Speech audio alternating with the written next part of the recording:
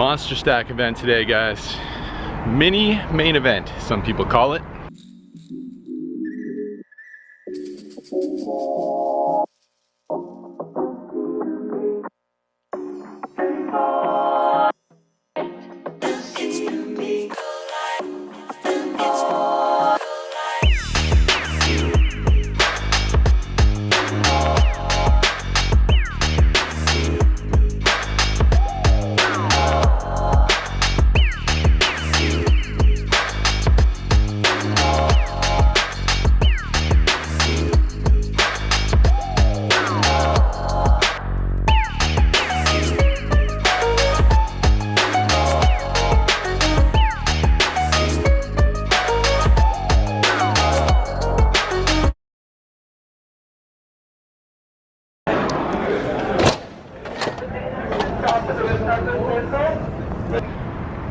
And that's gonna be a wrap on this tournament. Man, how do you tournament professionals do this? Grind for, what time is it?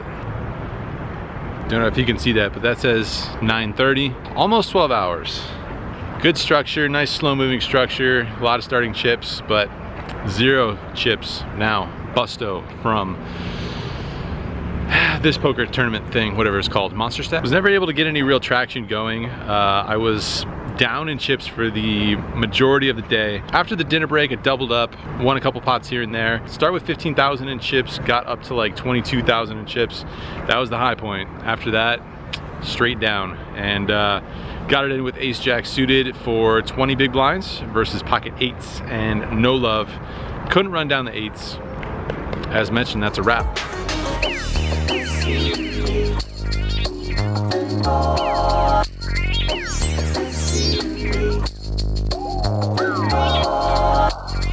Alright, so that's the bad news.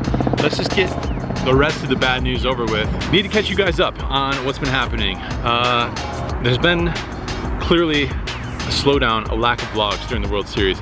I've been on the grind. I've been playing almost every day. Haven't been playing this much poker since before I started the vlog. I might have mentioned that last vlog, but sorry if I repeat myself here. So we've played 6 tournaments so far during the World Series. Online bracelet event, Colossus, a win 1100, WSOP double stack, this tournament, the Monster Stack, for $1,500, and the Bar Poker Open 8-person sit and go invitational, $200 each. Every single one of those is a bagel, 0, total donut, bricked all of those except for the Bar Poker Open. When we got down to 3-handed, we made a deal, and I got paid $500 for that one for a profit of $300 plus a free dinner. So not a lot to speak of, basically nothing to speak of regarding tournaments so far during the 2018 World Series of Poker. Not exactly stellar results, but we haven't really played that many tournaments, so not too worried about that.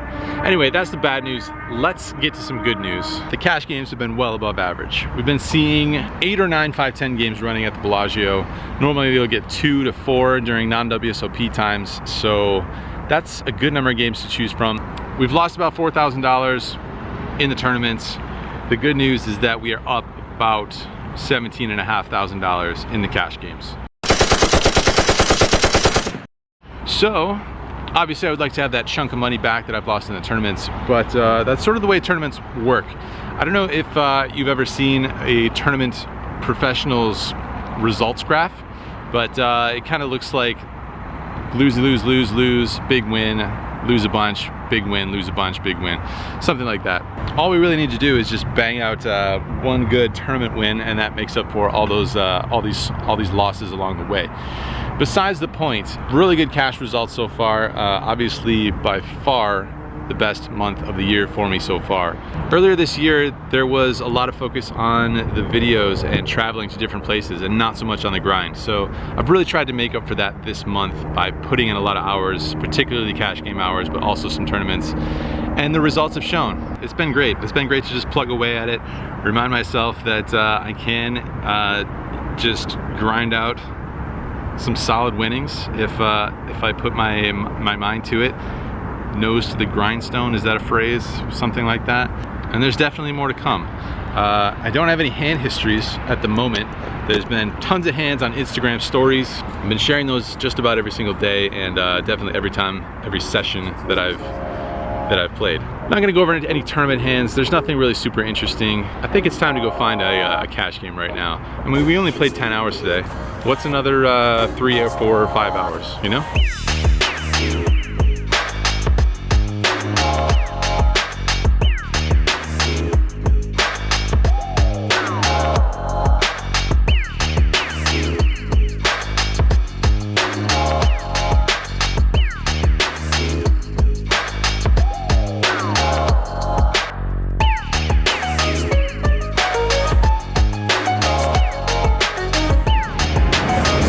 This is likely going to be a very short session, and obviously we know what can happen when I say it's going to be a short session, but that's the goal. We're going to try and hit and run this time because, as mentioned, 10 hours in the tournament, a little bit tired, so just in the mood to play a few cash hands, as is often the case after playing a tournament and busting and not getting the result that I had dreamed of.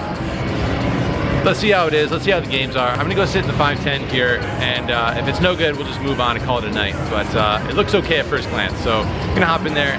510, 3K max, but probably in for $2,000. Good luck to us. Hopefully we can fade any possible post-tournament bust-out tilt.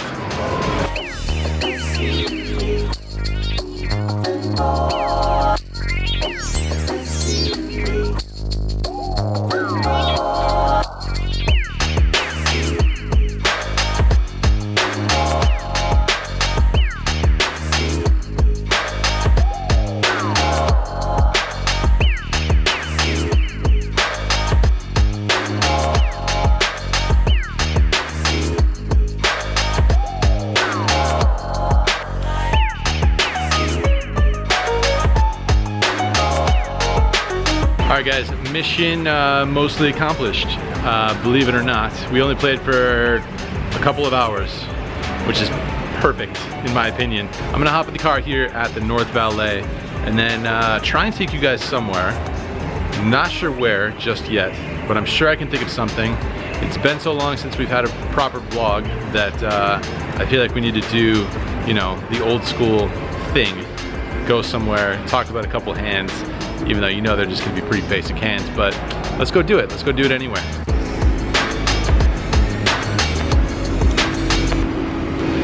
How you doing? No, I'm all good, thank you.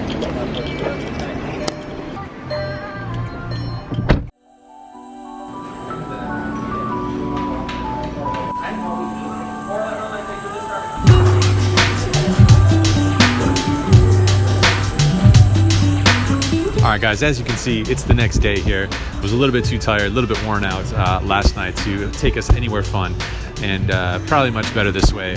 Probably can speak a little bit more coherently after getting a nice night of sleep. Downtown Las Vegas, here at one of the best spots for a cup of coffee, some food, and they also have beer as well.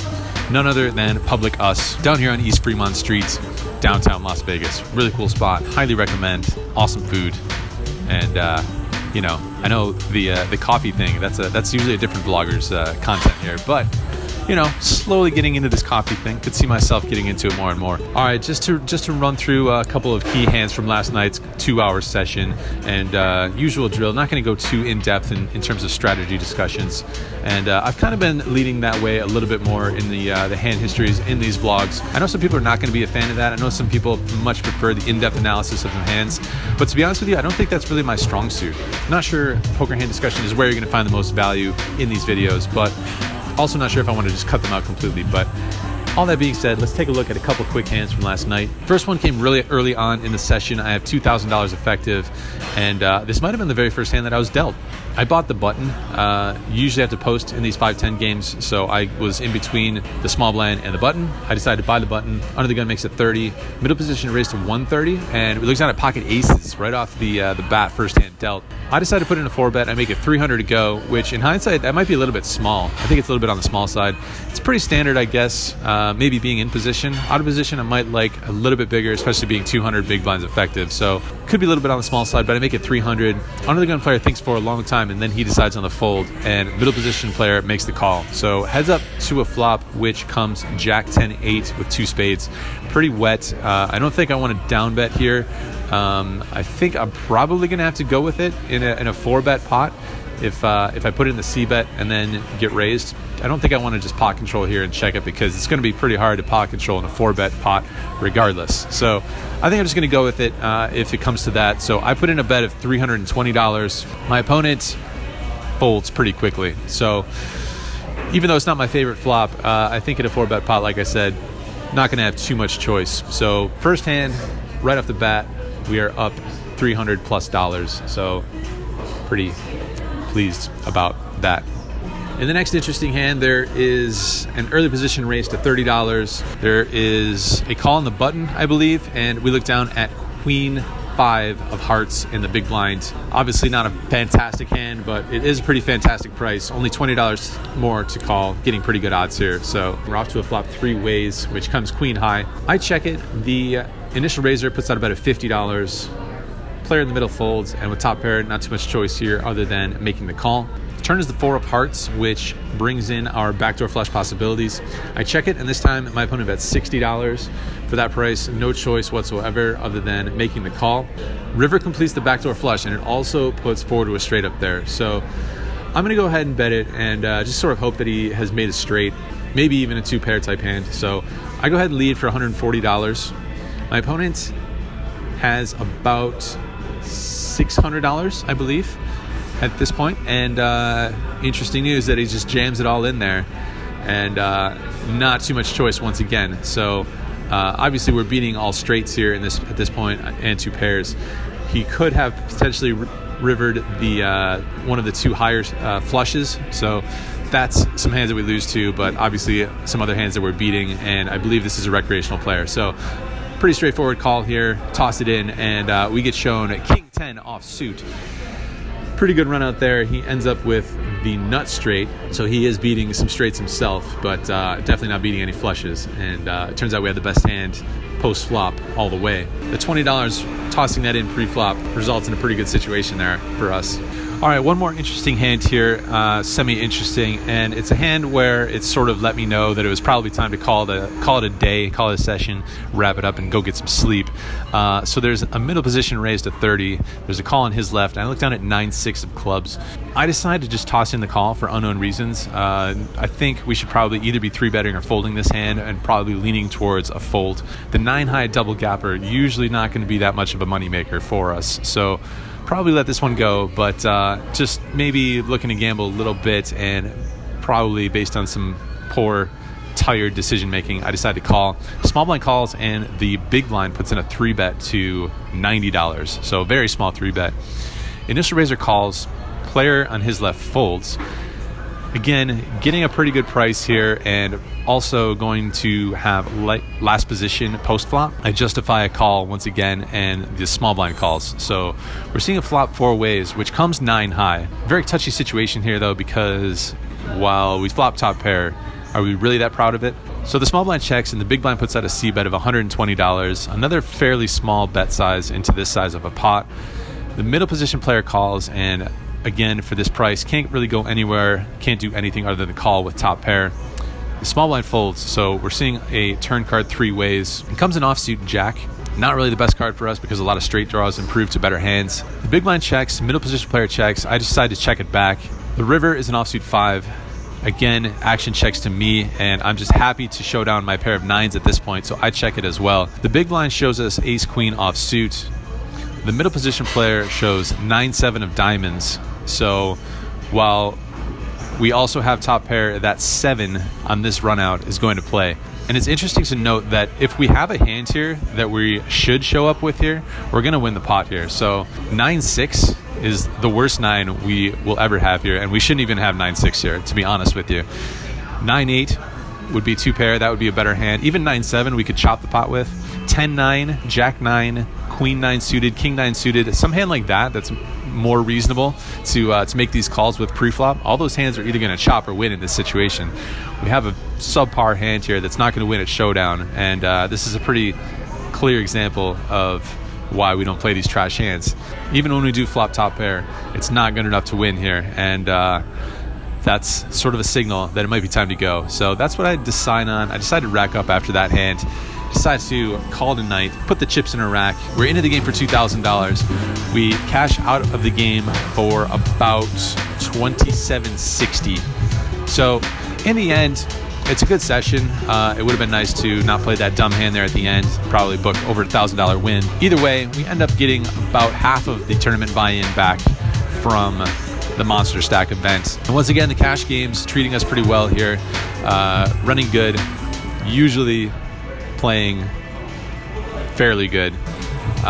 Glad that I decided to call it a night though after playing the 9-6 of clubs in a fairly poor fashion. All right, guys, I think we should wrap up the video here. Wrapping it up on some high notes. You may have noticed this this new Favorable Apparel shirt. This is going to be Favorable Apparel 2.0. You'll find this in the store. Pretty excited about this. You might have also noticed that hat I was wearing earlier in the video. We got a new hat. We got new t-shirts. Go check it out. Busi's been hard at work at some new designs, and I'm feeling them. I'm digging them. Hopefully you guys are too, and of course your support via that route is always very much appreciated. What else can I tell you about? I touched on it a little bit earlier. I do think that it's very important to do the thing that you want to do and always be working towards doing that thing that you want to do. That's sort of been a theme in this video. I think that's where the success is going to come from. At the start of the series, I sort of made a conscious effort that I really wanted to focus on the games, focus on grinding it out, putting a little bit more money in my pocket. With the cash games being so good during the series, it was something that I really wanted to focus on and be able to afford some of these tournament buy-ins and not sweat the bust outs too much. So that's been the focus this month. I'm going to start trending back towards cranking out these videos again though. So I really appreciate you guys, the patience on your end.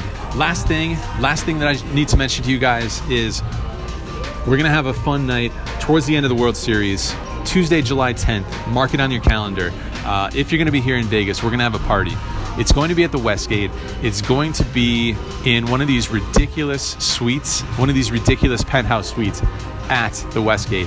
The Westgate has been our home base through this past year for the meetup games. It makes sense to have a fun party over there. We're gonna have to sell some tickets. Brad and I, we're gonna be hosting this party and we're gonna have to sell some tickets for them, but they're only gonna be $20 and you're gonna get 2 free drinks if you decide to come join us at this party.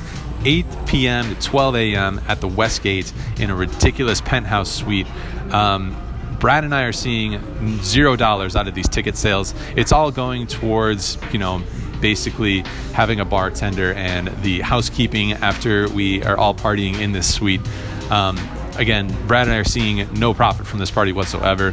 We needed to have some sort of a system where it wasn't just anybody who happened to be in the casino could come up to some party in the penthouse suite. So I'm going to put a link down below for you guys to check out more info about this party. WSOP wrap-up party. Looking forward to that for sure. That'll be really fun. And that's it. More videos to come.